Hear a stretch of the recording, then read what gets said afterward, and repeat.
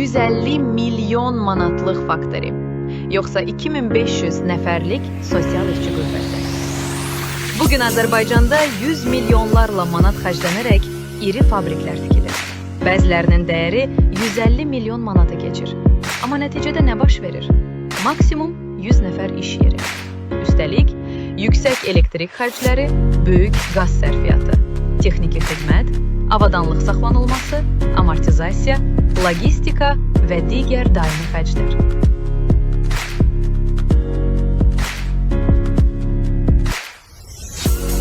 Nəticədə həmin müəssisələrdə çalışan insanların maaşı çox vaxt 800 manatdan 900 manata qədər manatdan yuxarı olur.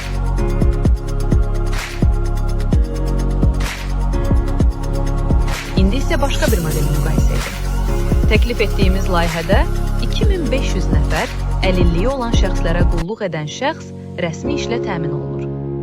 Hər birinə 1500 manat əmək haqqı verilir. Layihənin illik ümumi büdcəsi cəmi 51 milyon manat təşkil edir. Əlavə zavod yoxdur, əlavə bina yoxdur.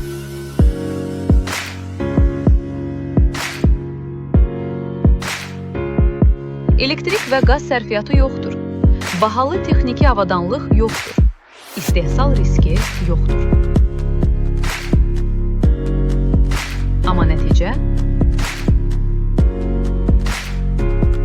Birbaşa insan həyatına toxunan 2500 nəfərlik böyük sosial işçi qüvvəsi. Bu, sadəcə maaş layihəsi deyil.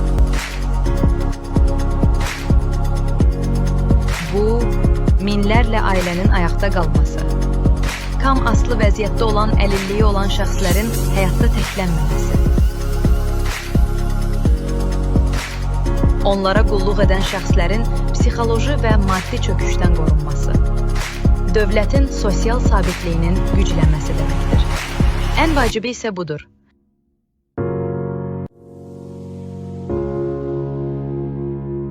Bu layihəyə ayrılan 51 milyon manat iqtisadiyyatda yoxa çıxmır. Əksinə, iqtisadi hesablamalara görə layihənin ümumi geri dönüşü təxminən 341 milyon manat təşkil edir.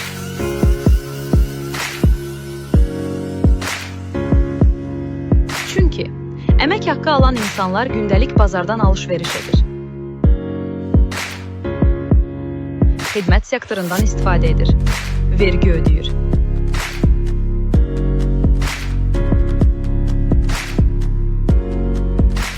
İqtisadi dövriyyəni artırır.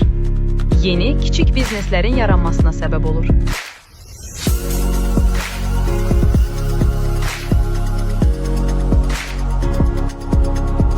Yəni bu layihə xərc deyil, canlı iqtisadi hərəkətdir. Bir tərəfdə 150 milyon manatlıq zavod, 100 işçi, 800 manat maaş. Digər tərəfdə 51 milyon manatlıq sosial layihə, 2500 nəfərlik rəsmi işçi qüvvəsi, 1500 manat əmək haqqı, 341 milyon manat iqtisadi geri dönüş. Sual budur. Dövlət üçün daha güclü investisiya hansıdır? Dəmirə yatırım, yoxsa insana? Çünki dövlətin ən böyük sərvəti beton binalar deyil, insanıdır. Əlilliyi olan şəxslərə qulluq edən şəxslərin əməyinə dəyər vermək sadəcə sosial yardım deyil. Bu,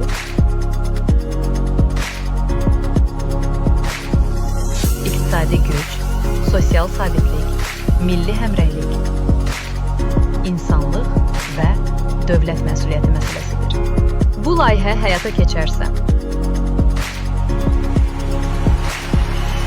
minlərlə ailə nəfəs alacaq, sosial yük azalacaq, dövlətin sosial dayaqları güclənəcək.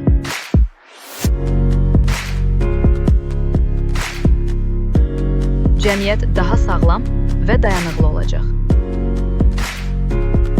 Çünki güclü dövlət yalnız zavodlarla deyil, insanına sahib çıxmaqla qurulur.